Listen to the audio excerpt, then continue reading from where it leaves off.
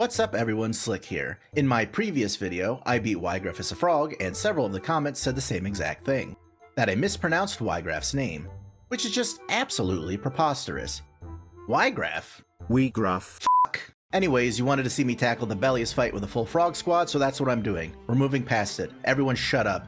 While the first phase of the fight is a noble 1v1 between a mighty Knight Templar and a literal cold-blooded killer, for the second phase, Weigraf uses a Megastone to digivolve into his persona, summoning a bunch of spooky muscular demon monsters in the process. Which has me a wee bit concerned. But he's not the only one who's brought backup, and wait, why are you guys normal? You're supposed to be frogs, why are you normal style? I check my mod tools and nothing seems out of place. I load up a previous save and head into a random battle, and sure enough, frogs! What gives? In my confusion, I headed over to the Final Fantasy Tactics Discord in order to hopefully get some help with my conundrum. As it turns out, starting and innate statuses are applied at the beginning of combat, and you can see when that exact moment occurs. However, those of you with incredibly keen eyes will notice that none of my other units are anywhere to be found during the Weigraf fight. And since these units aren't present when these starting statuses are applied, the starting statuses aren't applied. Hopefully this programming quirk doesn't come back to bite me in the ass. After some failed modding attempts where I apparently opened up a portal to hell and probably inspired a haunted video game creepypasta, I managed to find a workable solution. You know that one fight in the desert where that douchebag poisons your whole party before the battle even begins? I used the same eventing process and applied it to the Belias fight, replacing the poison status effect with the frog status effect. And bada bing, would you look at that? Full frog squad, let's go. Finally, we can get to the Lucavi ass kicking.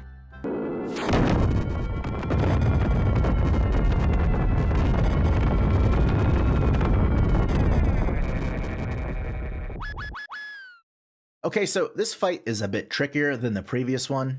First off, our full send evasion strategy isn't going to work this time around since literally every single ability Belias has ignores evasion. He has 3 summons and 3 abilities that inflict status effects for a total of 6 different attacks, 5 of which having 100% accuracy. The first summon Belias likes to use is Titan, which is easy to counter since it's Earth Elemental. Like in our previous bout against Weigraf when we had to eliminate his Earth Slash attack, we can simply equip the Time Mage movement ability Float, which makes us immune to Earth Elemental damage. The next summon, Cyclops, is where the problems begin.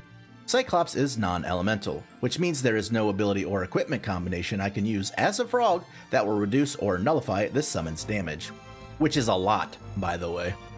The only option we have to try and eliminate the impact from this attack is to embrace our heretic label and lower our unit's faith all the way down to the minimum value of 3. Faith determines how effective your unit is with magic, but it also determines the effectiveness of magic used on your unit as well. By lowering our unit's faith all the way down to 3, Cyclops' damage will plummet off a cliff. The last summon Belias uses is Lich, which always deals 50% of the target's max HP. You might think that since Cyclops is only going to do 12 damage, Belias will instead lean into Lich since its damage isn't affected by faith.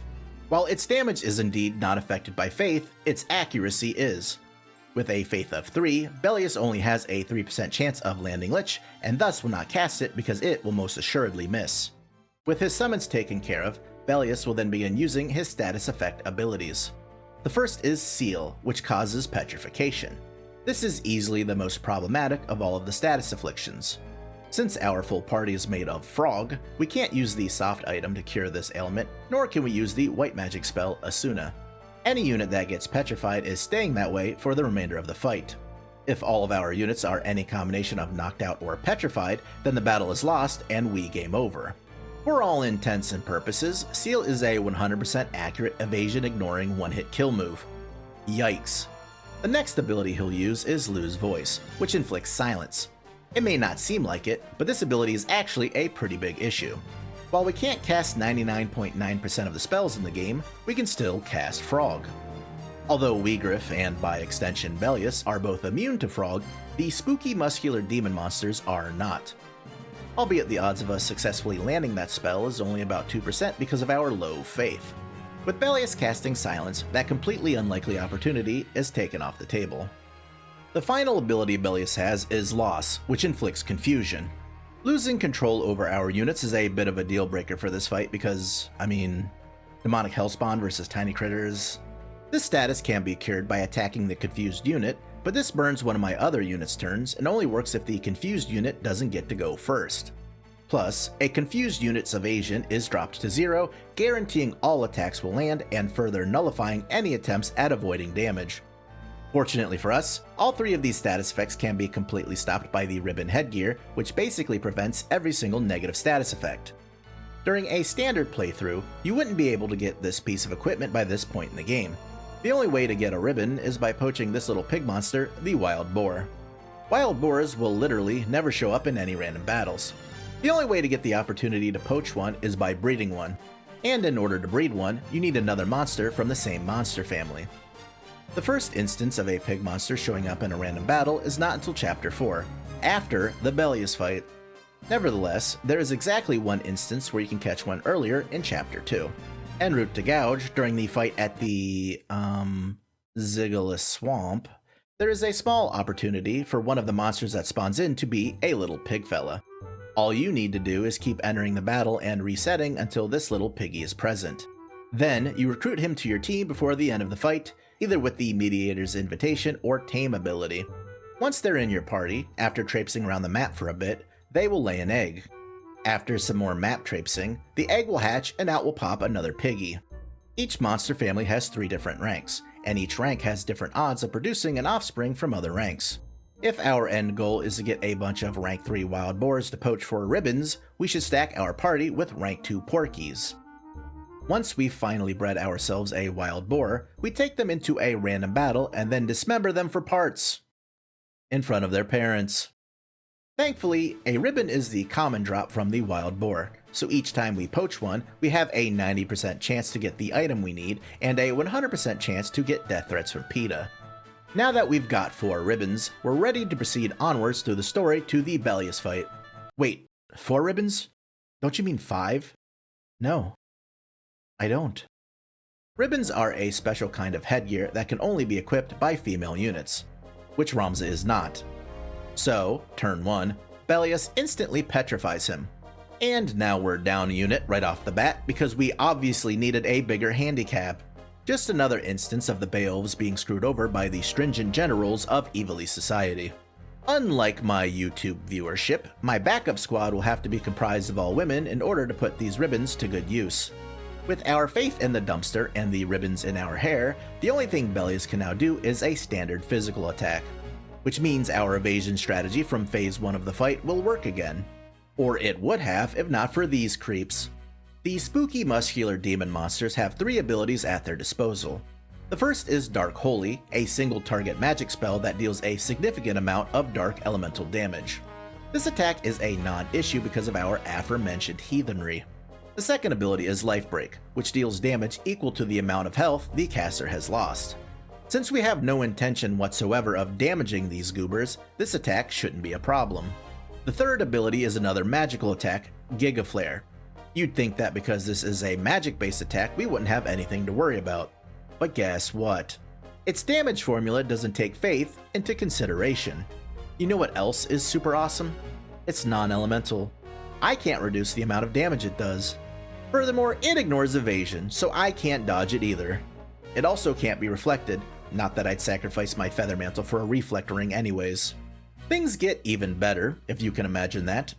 It doesn't consume any MP, so they can use it infinitely. At least with Dark Holy, each demon can only cast it one time before they exhaust most of their magic points. The cherry on top is that it doesn't have a charge time. It casts instantly. To summarize, Giga Flare is a non-elemental magic attack not affected by faith, has 100% accuracy, ignores evasion, can't be reflected, doesn't cost any magic points, and instantly casts. Yippee! Feeling discouraged, I head back over to the Final Fantasy Tactics Discord to bitch and moan like a fat little manlet about the nerdiest non-problem in all of recorded human history. That's when I got the little nudge that I needed. Remember how I massacred all of those pigs for some fashionable hair adornments? Well, guess what else you can poach from these little guys? The perfume Chantage. What Chantage does is gives you perpetual regen and re-raise. Normally, if you have something like an angel ring equipped, after re-raise brings your unit back to life, the status effect is consumed.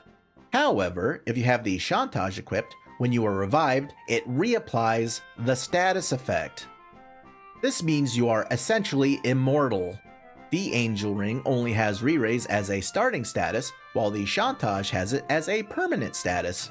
Since this game came out in the 1950s apparently, only female units can equip the Chantage perfume, which means, once again, Ramza is excluded from all of the fun. Let me get this straight, the Deep Dungeon Time Mage can cross-dress, but Ramza can't smell like bacon. Got it. In spite of our efforts, we're still in a bit of a bind. If you'll recall, at the beginning of this video, I had to mod the game because our backup units weren't having their starting and innate frog status being applied. Well, this also happens with the buffs from Chantage. No regen or re-raise anywhere to be seen. Did we just mutilate all of those pigs for nothing? Nope. When you level up, the game will reapply any and all innate status effects. So all we need to do is make sure every one of our units is one attack away from leveling up. Then, we have them all line up human centipede style to get 100% accurate back attacks to ensure their pre-battle rim job sesh goes off without a hitch. When all is said and done, our units have float, regen re-raise, and spotless buttholes. Those of you watching who are astute might have taken yourselves a gander at how much of the video is remaining and realized, despite having one of, if not the, most overpowered item in the entire game, we still aren't going to win. So, what gives? The issue is that because Ramza gets petrified right off the bat, the fight becomes a 4v4. Every single enemy unit will kill us in one hit after we've revived once, since re-raise only restores a small portion of our HP. Furthermore, re-raise doesn't activate until it's the dead unit's turn. If all of our units are dead or incapacitated at the same time, we game over. Let's look at this from the best case scenario just to keep it as simple as possible. We are going to assume that each spooky muscular demon monster will pick a specific frog and spawn camp them, endlessly killing them over and over without targeting anyone else. That would leave one remaining frog to take on Belias. The best job for this job would be the ninja. Ninjas will have the highest possible base speed stat of 9, getting to move first and more frequently than either the demons or Belias. They also have a physical attack stat of 10, which is the highest possible attack stat for a female unit at level 31, the same level as Belias. This is a base physical attack stat of 8 plus the power sleeve chest gear, which grants an additional 2 points to your attack stat. Since ninjas have 2 swords as an intrinsic trait, we can use the equip shield support ability instead.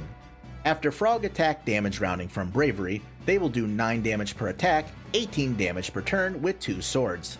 Since we have the Chantage equipped instead of a feather mantle, our evasion from the side is 32%, due to our shield's evasion being boosted by Abandon. Belias has roughly 2,045 health points. Assuming we hit every attack and never miss, it will take us 114 turns to defeat him. On the other hand, he only needs 1 turn to kill us since we are frogs and he is swole out of control. Something I learned between my Weigraf video and the making of this one is that you do not need to be barehanded to do multiple frog attacks with 2 swords. The frog attack apparently inherently counts as a barehanded attack, in spite of the fact that your weapon attack power isn't used in the frog tongue damage formula. There can still be a benefit to equipping one.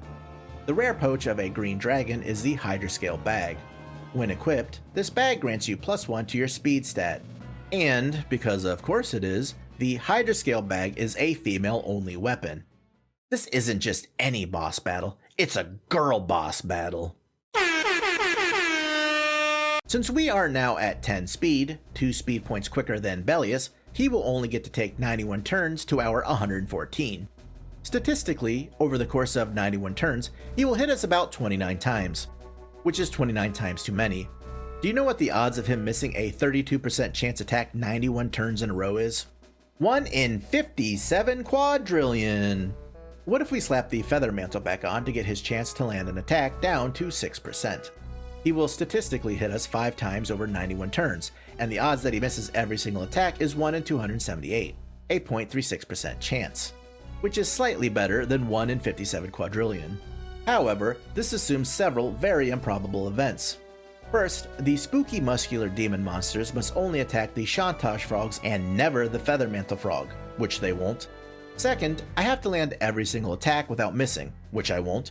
Third, the AI would have to position itself in such a way that I can attack Belias every turn without exposing myself to a back attack, which it won't. Finally, Belias needs to not hit me a single time over the course of 91 turns, which he mightn't? I went ahead and timed 1 round of combat to see how long it would take to complete the fight this way. Let's assume that for attempts 1 through 277, Belias gets lucky and lands the 6% chance to hit after 17 turns, since 6% is roughly a 1 in 17 chance. Then, on attempt number 278, we go the full 114 turns. This would take me 4,709 turns for a total of 162 hours. Listen, I'm a huge fucking loser, but that amount of time commitment for something so stupid is way too egregious even for me. I'm many things: handsome, genius, generous lover, frog enthusiast, generous enthusiast, frog, but one thing I am not is patient. As far as I'm concerned, so long as the enemies have 4 one-hit kill attacks per combat round, this challenge just isn't going to happen. So we need to make it so they don't get 4 attacks per combat round. If we manage to eliminate even one of these spooky muscular demon monsters, when Belias lands a killing blow, there will still be 1 frog left alive, keeping us from losing the fight. All of my units will then revive, and we can continuously repeat this process over and over until we eventually win. The spooky muscular demon monsters do have way less health than Belias, but they still have a lot. So while it is possible to scamper around, kiting Belias until we manage to take one of his backup dancers out, doing that is going to take a while. And I'm so very impatient. There is, however, a faster way we can eliminate the demons. With Frog! Remember, the demons aren't immune to that status effect. Frogging them will remove their ability to one-hit kill our units. With our Faith This Trash, we only have the aforementioned 2% chance of landing the spell, which is a 1 out of 50 shot. Still too time-consuming for my taste. If we raise our faith as high as possible, this will vastly increase Frog's hit rate and decrease the amount of attempts this fight is going to take. We could raise their faith to the maximum of 97, but if a unit's faith is at 95 or above, they will leave your party at the end of battle, having found a higher calling. Weird time for you to grow a conscience, huh?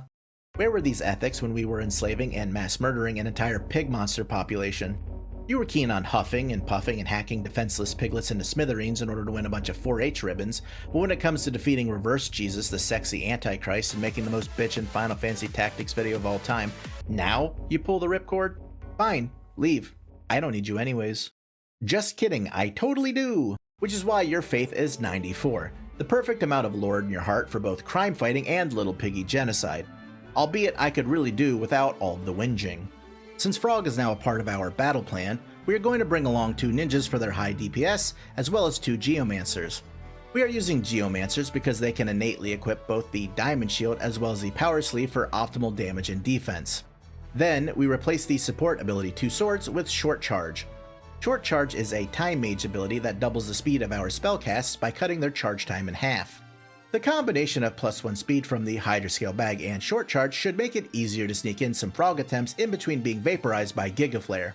With our faith renewed and the party assembled, it's time to take this strategy out for a test run.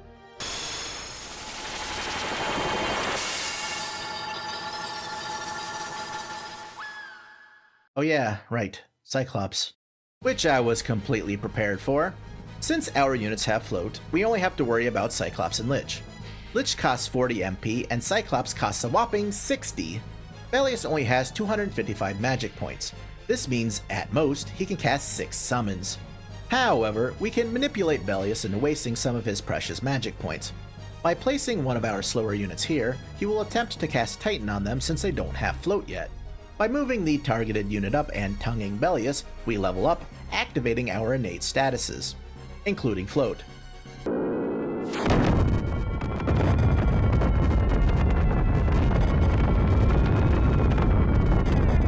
Which causes Titan to whiff. Look at you, you idiot. Nice summon, loser. Ugly. Now that he's down to 225 magic points, Titan costing him 30, he only gets a maximum of 3 Cyclops or 5 Lich casts. Get baited, you absolute dumbass. You can also apparently trick the 3 Stooges into blasting their boss with a Gigaflare, which is pretty amusing. Looks like everyone drank their stupid juice this morning. Ramza has a very pivotal role during the fight, and that is to not die. Since he can't equip Chantage, if he is knocked out, his death timer will inevitably expire and we will game over. We keep his faith low and his evasion high so Belias can't deal significant damage to him with summons or land a physical attack. All of our units are spread out so Belias can only kill 1 frog per summon. Once he's exhausted his mana reserves, it's Ramza's time to shine, by being turned to stone. If we can bait Belias into petrifying Ramza, he won't be able to be KO'd since petrified units cannot take damage. Because Belias is a big dumb dummy, we no longer have to concern ourselves with that lose condition. The next order of business is to have our froggies scuttle around to avoid all of them being knocked out at the same time by either a Giga Flare or a Belias physical attack as we attempt to frog one of the demons. While Giga Flare does have a pretty massive AoE, it has a vertical tolerance of 0. This means that it will only hit panels at the same height. That makes these stairs and drainage canals the perfect place to call home. Belias will struggle to punch any frog swimming in the creek since he can't enter the water, and as long as each frog is on a different stair, Giga Flare will only hit one of them at a time. Eventually, we are able to frogify one of the demons, which makes frogging the rest considerably easier.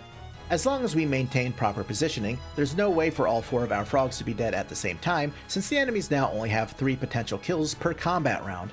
After we frog the remaining 2 demons, they all book it to the corner of the map to cower in fear because, unlike my squad, they just don't have that frog in them. With the appetizers out of the way, it's time for the main course, Belias the Gigas, aka the Going Not So Merry. The goal is to put Belias in frog jail by surrounding him on all sides. Since you can't pass through enemy units, if we encircle him with frogs, he won't be able to move. He can be baited into frog jail by presenting to him our juicy, plump frog dumper. After he gives us a complimentary cloacaoscopy, we can then start swarming him. Eventually, the frog he smashed into atoms will respawn, trapping him Cask of Amontillado style. Only instead of seducing him with wine, it's frog, and instead of entombing him with bricks, it's frog again. Now that he's stuck, we take turns shanking him over and over again with our tongue shivs. Occasionally, he will pull off a successful prison break by clobbering one of the frogs into a disgusting paste. However, because of his complete and utter lack of self-control, he is easily enticed back by some frussy. There were many opportunities for me to prevent that line from making it into this video, and I took none of them. After what feels like an eternity, the enemy frogs drop the docile act and become a lot more aggressive.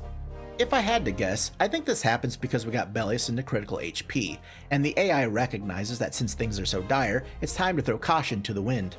The same way we trap Belias by blocking him with our positioning, the enemy frogs do the same thing to us and completely disrupt our formation.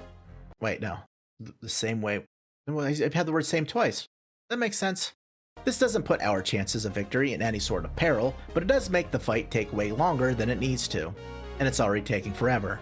And I'm not a patient guy. Despite the ruckus caused by these 3 amphibious interlopers, we are eventually able to land the finishing blow on Belias, beating one of the most notoriously difficult fights in the entire game as Frog. This recording is actually the 2nd time I beat him. The first was a test run live on my Twitch channel. Oh, nice crit. We put him in frog jail and we've been put in frog jail.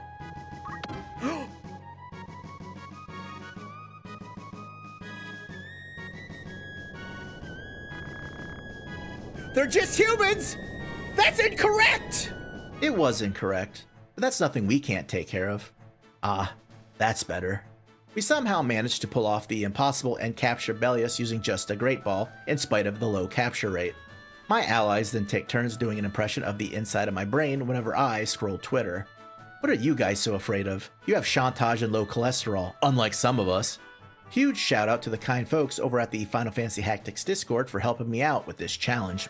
A link is in the description as well as the pinned comment. It is an incredible resource for learning how to mod the game in order to do dumb shit like kill Belias with frogs. I normally would give kudos to the specific individuals that helped me out, but the last time I tried to pronounce a name I had only ever read and never heard spoken out loud, I said Weigraf.